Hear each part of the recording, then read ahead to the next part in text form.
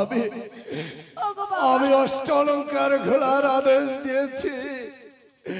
এই আদেশ দেওয়ার যদি কোনো অপরাধ হয়ে থাকে তোমার শাশ্বতীটাকে তুই ক্ষমা করে দিস।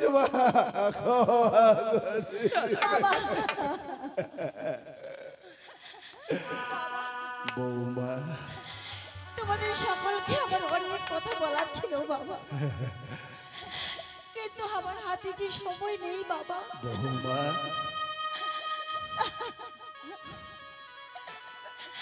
জানো বাবা, বলো বৌমা। আমার স্বামীকে আমি অন্ন ব্যঞ্জন খাওয়ানোর জন্য নিজের হাত পুড়িয়ে আমি রাঁধুন রেঁধেছিলাম, কিন্তু আমি আমার স্বামীকে খাওয়াতে পারিনি। এই দেখো হাত পুড়িয়ে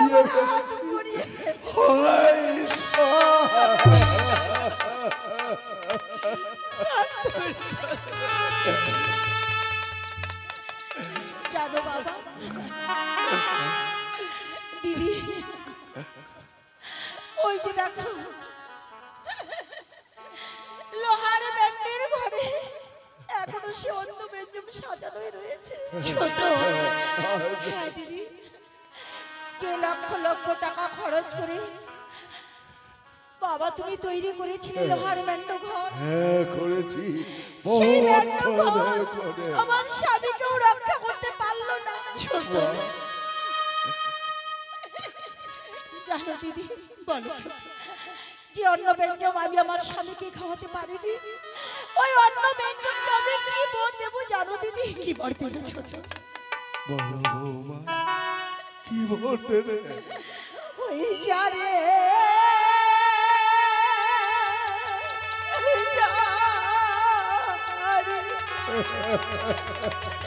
সতী অন্ন তো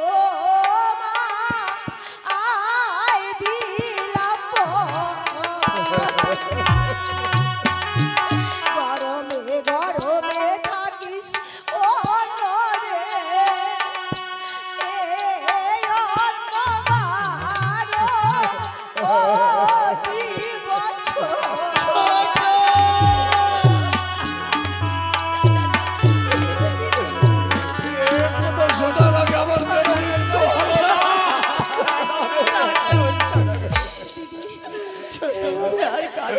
ওই অন্ন ব্যঞ্জন এক এক করে 12টি বৎসর জন্য গরম হয়ে থাকে। আমি আমার স্বামীকে নিয়ে ফেরার পর তারপর ওই অন্ন ব্যঞ্জন যেন আমি নিজের হাতে আমার স্বামীকে খাওয়াতে পারি। ছোট তাই যেন হয় ছোট। আমি ওই লোহার ব্যান্ডকে কি বর দেবো জানো দিদি? কি বর দেবো ছোট? ওই যারে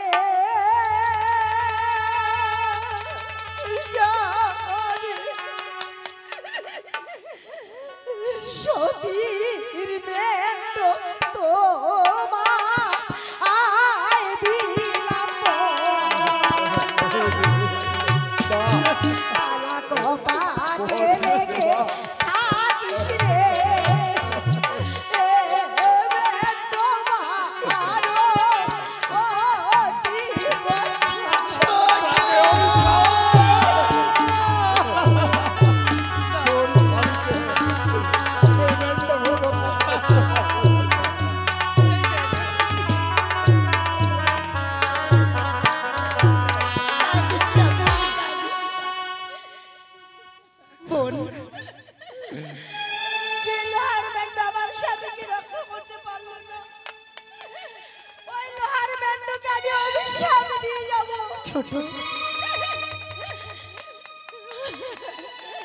যারে যারে সতীর ব্যান্ড আমি তোমায় দিলাম তালা চাবি বন্ধ হয়ে থাকবে, তুই ওই 12টি বছর।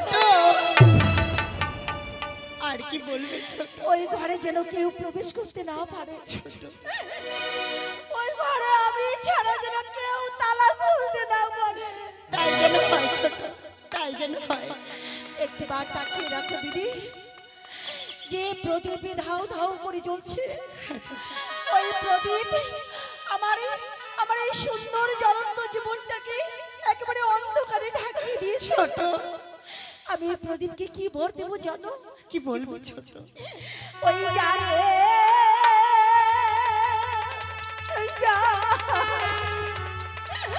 সতীর প্রদীপ তোমায় দিলাম দিবানিশি জ্বলে থাকিস রে প্রদীপ বারো ওটি বছর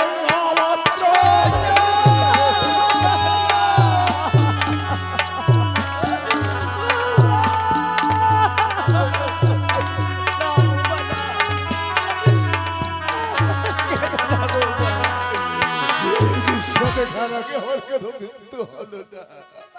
বাহ, যেভাবে আমি যতদিন ধরে চোখের জলে ভাসবো ততদিন ধরে ওই প্রদীপ যেন আগুনের মধ্যে জ্বলতে থাকে, ও যেন কোনোদিন নিভে যায় না।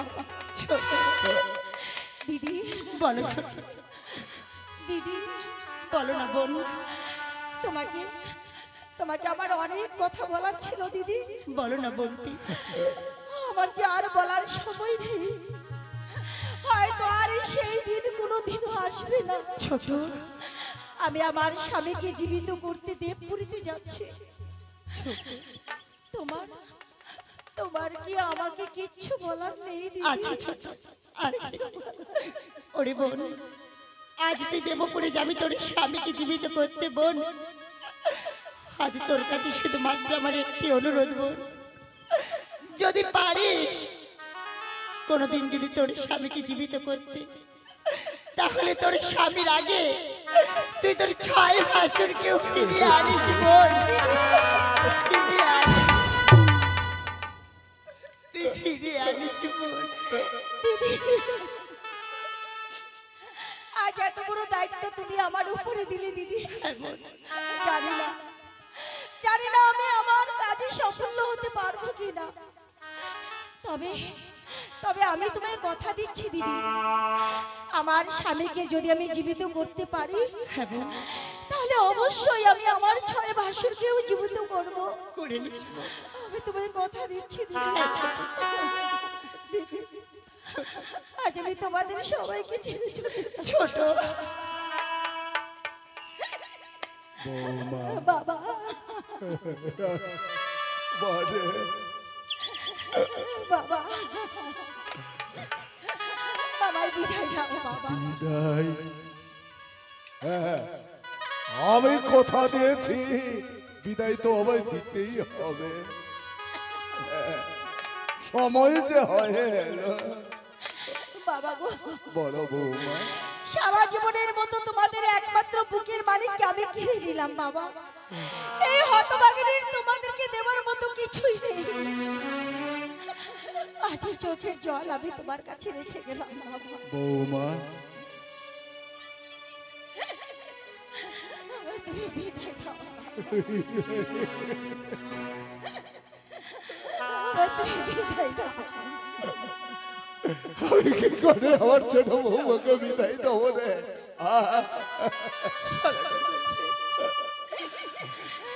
দমকা হাওয়ায় ভেঙে গেছে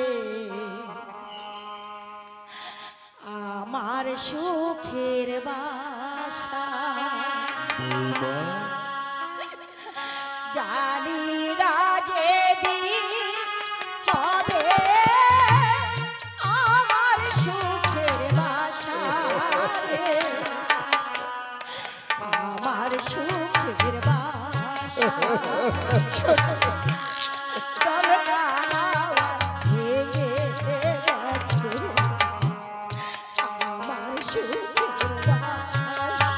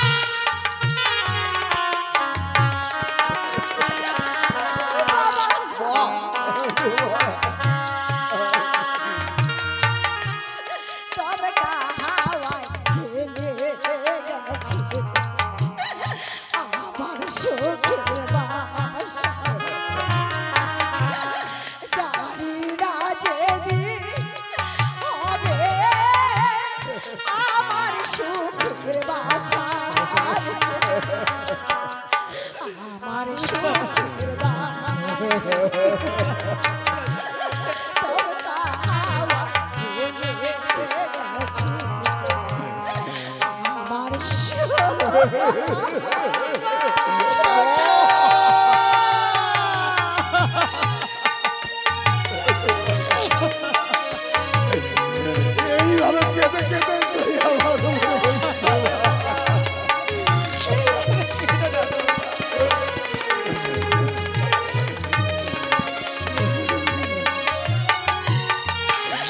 মনে কত আশা নিয়ে বাঁধলাম সুখের ঘর, সে ঘর আমার ভেঙে গেল কাল বৈশাখীর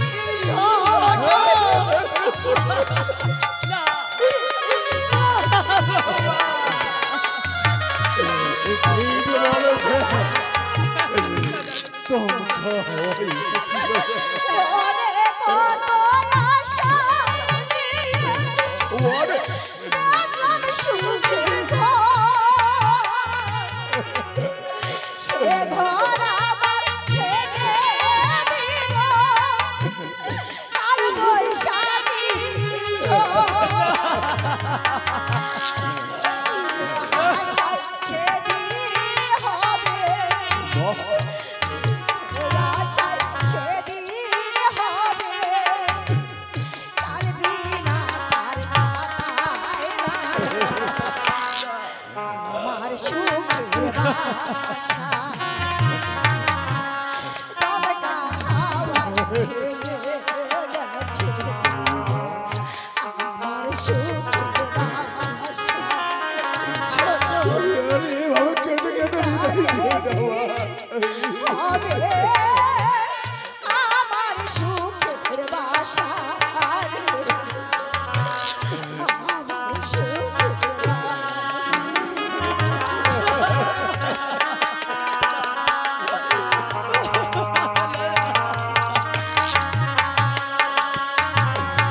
এইভাবে আর কাঁদিস না মা।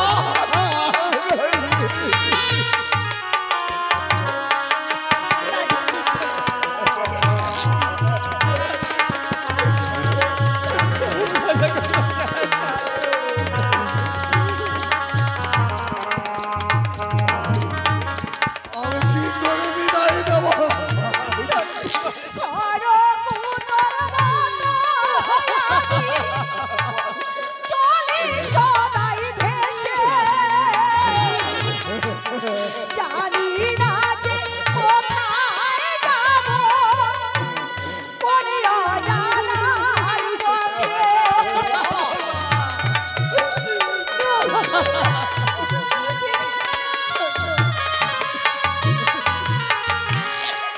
খড়কুটোর মতো আমি চলি সদাই ভেসে, জানি না যে কোথায় যাব কোন অজানার পথে। দিবানিশি জলে প্রদীপ, দিবানিশি জলে প্রদীপ, কাল বিনা ছাতায়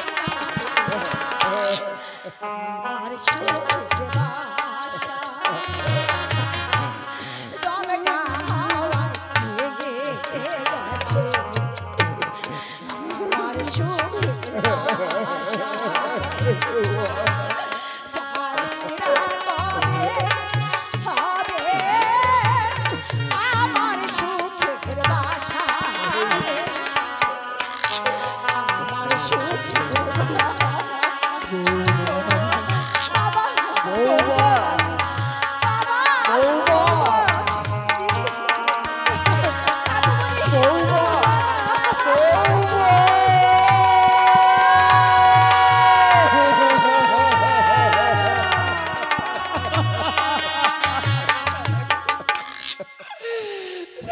মশাই বৌমা দেখো ওই গঙ্গুরার ঘাটি দৌড়ি হতভাগীটা কাঁদতে কাঁদতে দৌড়িয়ে গাঙ্গুড়ির ঘাটে চলে লেঙ্গা মাত্রা সদাগর মশাই আমি যে কথা দিয়েছি আমার মৃত্যু সন্তানকে গভীর গঙ্গার জলে ভাসিয়ে দেব।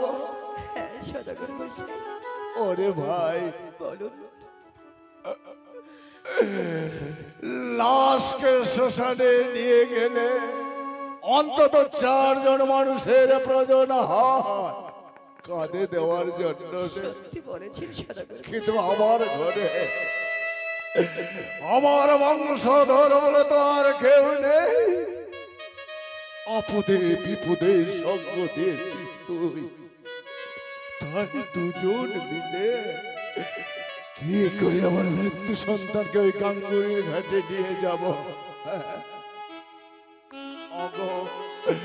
অগো চম্বকবাসী, তোমরা আমার সঙ্গ দাও। আমি তোমাদের কাছে কিচ্ছু চাচ্ছি না, শুধু সঙ্গটুকু দিলে অন্তত আমরা 4 জন মিলে কাঁধে করে আমার মৃত্যু সন্তানকে নিয়ে যাবো এই গাঙ্গুরির ঘাটে। ওই হরি বল হরি বল হরি বল। কেউ আসবে না, এই চম্পক নগরীর কেউ আসবে না। কেউ সঙ্গ দেবে না। না, তারা যে মনসাকে ভীষণ ভয় করে, সে যে মনসার ভয়ে তারা মনসার সঙ্গে আমার বিসম্বাদ, এর ভয়ে সবাই পিছিয়ে আছে। সবাই পিছিয়ে আছে। ওরে লোকাই, তোকে আমি কোলে করে নিয়ে যাবো বাপ। আমি গাঙ্গুরির ঘাটে তোকে কোলে করে নিয়ে যাবো রে।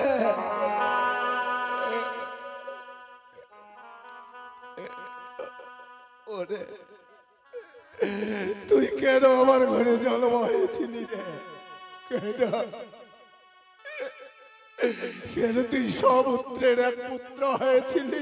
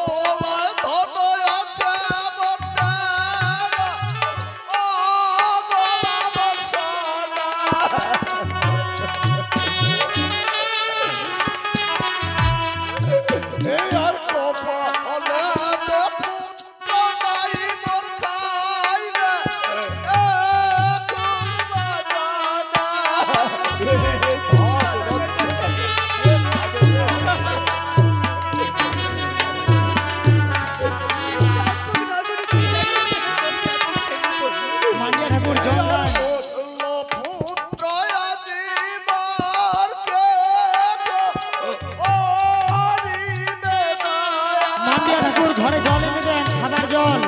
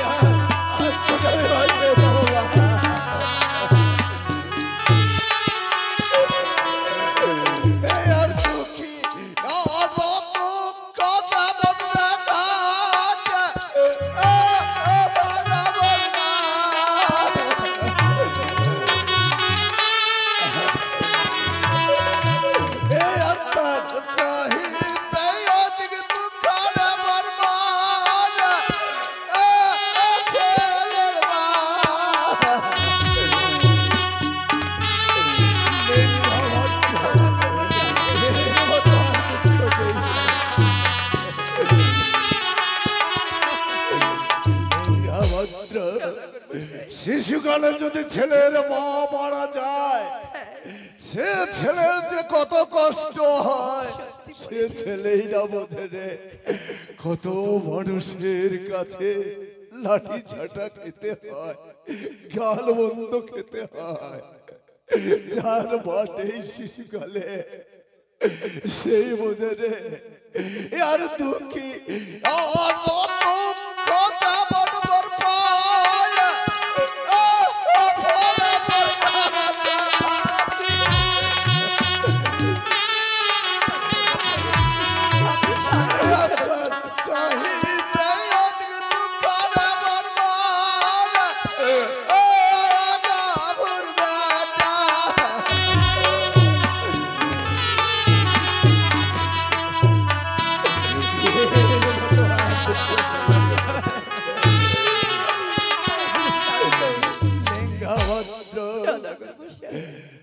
যে আর গাভুর ছেলে মরেছে সে বুঝবে এই দুঃখ রে। বাবা মার ঘরে ছেলে জন্ম, বাবা মা কত আদর স্নেহ দিয়েছে ছেলেকে বড় করে তোলে। যখন সেই ছেলে বিয়ের উপযুক্ত হয়েছে তাকে বিয়ে দিয়ে সমস্ত সংসারের দায়িত্ব তার উপরে তুলে দিতে চায় রে। সেই সময় যদি সেই ছেলে মারা যায় তার বাবা মার যে কি কষ্ট হয় আর পিতা